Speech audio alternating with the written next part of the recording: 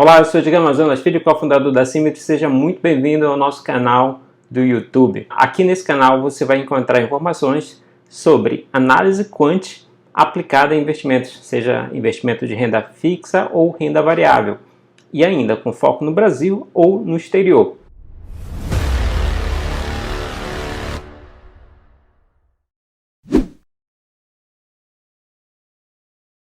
Mas enfim, no vídeo de hoje o que a gente vai tratar? A gente vai fazer uma análise sobre os preços, as cotações dos ativos e os resultados corporativos daquelas empresas que estão por trás daqueles ativos. Um crescimento Para isso a gente vai pegar um conjunto de ativos ao eixo brasileiros e americanos, em que a gente vai fazer essa análise ao preço, né? Isso aí veio estimulado exatamente pelos resultados agora com esse crescimento de 50% com relação a falando na primeira semana de comparativas como o lucro e o quarto trimestre, né? O EBITDA, para quem não conhece, que nada mais é que o que acontece. A B3 apresentou resultados aí, depreciação e amortização. Mas enfim, a gente vai pegar esse conjunto de ativos, a gente vai fazer essa análise levando em consideração a correlação de ativos e as tendências, né? Será essa tendência desse crescimento aí, dessa cotação desses preços, estão relacionados com o crescimento desses resultados corporativos aí, como por exemplo o EBITDA? Então vamos lá dar uma olhadinha nesse vídeo aí em que a gente vai tratar esses dados.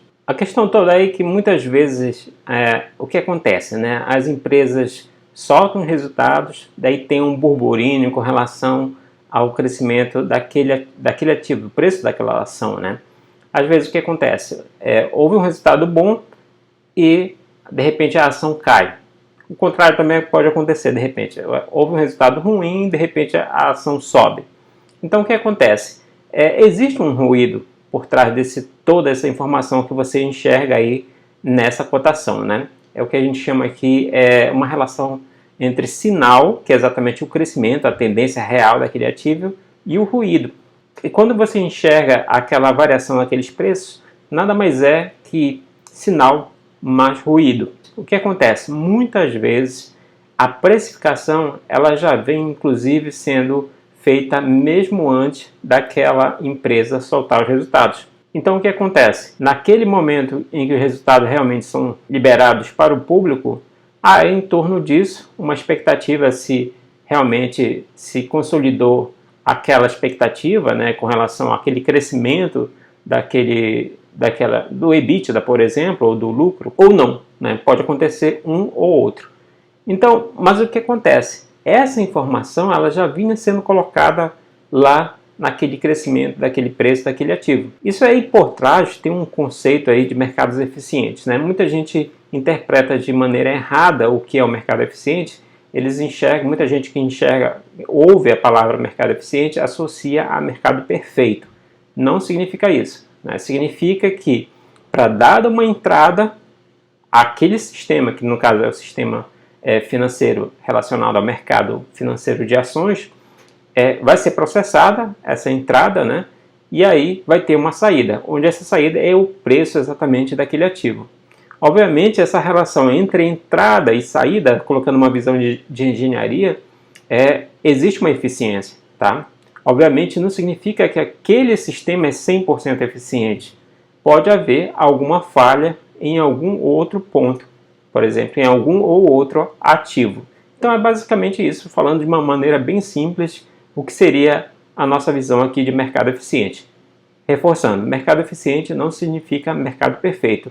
E isso está relacionado exatamente ao que a gente está falando hoje com relação à cotação e os resultados corporativos. Então a gente vai começar aqui fazendo a análise exatamente da B3, né, que a gente está considerando. Então como você está vendo aqui, eu peguei esse período aqui um pouco antes de 2014 até agora 2021, que foi quando foi soltado aí o resultado da B3, né?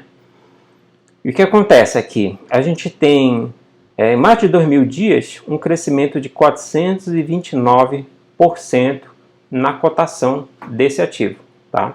Então, está numa tendência clara de alta. Aqui a gente está levando em consideração os resultados aqui de cotações mensais, tá? Esses candles aí que vocês estão vendo, eles estão em candles mensais. E agora eu vou mostrar para vocês o EBITDA, tá? O EBITDA é exatamente aquilo que a gente falou com relação ao crescimento dos ganhos, né? Considerando ainda antes da questão da depreciação, das taxas de imposto e amortização. Então, nesse caso aí, o EBITDA, né, ele saiu ali de 375 milhões, chegando a 1,83 bilhões. Então, esse foi um crescimento que também está obedecendo, como vocês estão vendo, a tendência de alta. Só que aí a tendência, o crescimento foi de 388%. Então, ele está abaixo aí, esse EBITDA aí. Então, a gente tem a cotação aqui, um crescimento de 429%, e o EBITDA teve um crescimento de 388%. Aí eu peguei esses dados aqui, de cotação e o EBITDA, plotei eles juntos, só para a gente visualizar mais facilmente, para ver se há correlação. Cara, você já vê aí um resultado de 93,47%, ou seja, há essa correlação entre o preço e... Eu não coloquei aqui a legenda, mas em azul aí é exatamente o EBITDA, tá? Sempre os gráficos aqui que eu vou mostrar para você, em azul é o EBITDA, né? E em vermelho é a cotação. Então, claramente tem uma correlação entre o preço e o EBITDA, tá bom? A outra situação que a gente tem aqui é a Cielo 3, né? A gente vê aí um formato aí de queda, né? Houve uma subida aí desde 2013 até 2017, mais ou menos, né? Aí começou a queda, né, da Cielo. Essa queda aí, se a gente for considerar aquela ponta inicial lá de 2013, mais ou menos, até agora, aí dá mais ou menos de 2.900 dias, isso é uma queda de menos 65%. E aí eu vou transferir esses resultados aqui para o EBITDA, tá? Então no EBITDA, saiu lá o EBITDA com uma queda de menos 10%. Ou seja, a queda aqui do EBITDA foi de menos 10% e o preço de menos 65%. Aí, teoricamente, né, a gente está visualizando uma possível descorrelação entre o preço e o EBITDA, tá? Ou seja, o EBITDA está se recuperando, mas o preço ainda não se recuperou. Não estou dizendo que vai se recuperar, tá? Como eu falei, existe a eficiência do mercado, existe a eficiência na cotação daquele preço daquele ativo, mas não há garantia de que vai ser uma eficiência de 100%. Então, ao plotar os dois aqui, a gente pode observar a correlação de 84%, né? 84,75%. Em azul também aí a gente tem o EBITDA, em vermelho temos os preços do ativo. Como vocês podem ver, ainda tem uma descorrelaçãozinha nos preços. E lembrando, o que é correlação? A correlação significa quando um sobe, o outro sobe, quando um desce, o outro desce. Não significa que eles sobem na mesma proporção, tá? Eu coloquei os dois gráficos juntos aqui exatamente para você visualizar a correlação desses preços. Ainda há uma correlação forte de 84,75%, mas visualmente a gente consegue enxergar que há pontos de descorrelação aqui. Por exemplo, os resultados mais recentes aqui têm uma certa descorrelação também. Isso impacta exatamente nesse valor de correlação de 84,75%. Aqui a gente tem aqui o resultado da Eternit, Ether 3, né? A Ether 3 apareceu aqui nos nossos resultados aí das nossas tabelas VAPT, né? Que a gente fornece para os nossos assinantes, e teve um crescimento absurdo, tá? Em um período lá da crise do coronavírus, principalmente. Mas só para você ter uma ideia, aqui considerando os preços, as cotações do preço, teve um crescimento aí, nesse período aí em que houve essa recuperação, de 414%. Isso aí dá em 486 dias, tá bom? É em torno de 2019 para cá. E se a gente pegar isso e comparar com o EBITDA, olha aí, o EBITDA. O crescimento do EBITDA foi de 2.294%.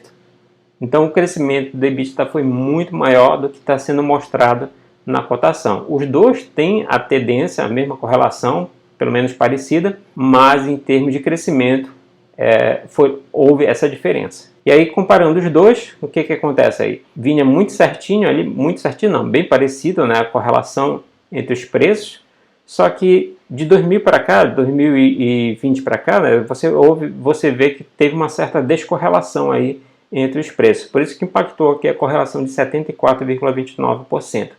Então, teoricamente, né, a Eternit estaria um pouco mais barata. Obviamente, isso aqui não é recomendação, tá bom? Então, vamos lá para o próximo, indo já para o mercado americano. Então o que acontece? No mercado americano a gente tem aqui a primeira que eu peguei a Amazon, né? Conhecida de vários aí de vocês. Então a gente tem um crescimento aí em mais de 2.000 dias, quase 3.000 dias, de 1.047%. Isso lá desde 2013 até agora 2021. E esse crescimento de 1.047%, se a gente for colocar com relação a EBITDA, olha só o que acontece. A EBITDA teve um crescimento de 1.575%.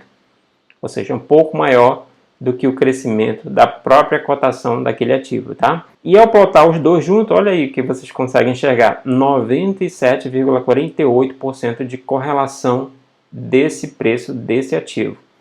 Então a gente enxerga aí em azul exatamente o EBITDA, em vermelho a cotação do preço, né? Então a gente enxerga essa correlação forte entre os dois. E aí passando para um outro ativo muito conhecido de todos vocês aqui, a Tesla, TSLA, teve um crescimento aí nesse período aí de 2.891 dias, um crescimento de 8.481% na cotação. Esse valor, se a gente for considerar o EBITDA, a gente teve um crescimento de 9.597%, ou seja, maior do que o próprio crescimento daquela cotação daquele ativo, tá bom?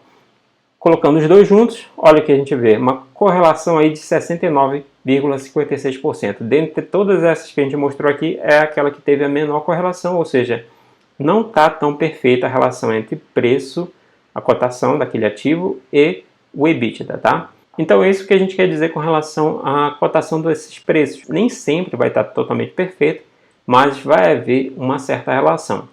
Então, essas soluções quânticas, como essa que a gente desenvolve aqui na Symmetry, ela te dá esses insights para enxergar, de repente, quais são esses ativos que estão mostrando um crescimento aí na cotação, que está refletindo possivelmente um crescimento também nos lucros, no EBITDA. Obviamente, há por trás aí uma certa eficiência, que não significa que vai ser 100% eficiente. E aí, para concluir a história toda, né, o que acontece, né?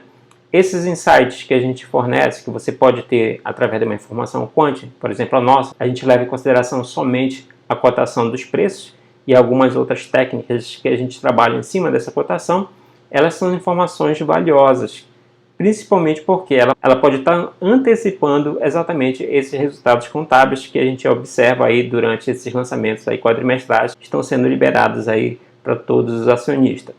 Então a gente baseia a nossa solução exatamente nessa hipótese, que os resultados, né, os preços que estão lá na nossa cotação, vêm sendo precificados possivelmente através de uma expectativa de crescimento ou decrescimento, se tiver uma tendência de baixa, de um determinado ativo. Então esse é o nosso vídeo de hoje, espero que você tenha gostado. Se você gostou, não esqueça de deixar um like, deixar o seu comentário, de repente falando sobre algum ativo, se você tem esses ativos na sua carteira, e se você entendeu aqui como funciona essa relação de preços e resultados contábeis. Então por hoje a gente fica aqui, um abraço e bons investimentos a todos. Não se esqueça também de se inscrever no nosso canal. Abraço!